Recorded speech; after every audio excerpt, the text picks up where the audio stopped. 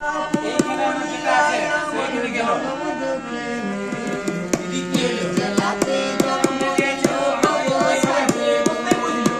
জেলা পুরুলিয়া আমার এইখান থেকে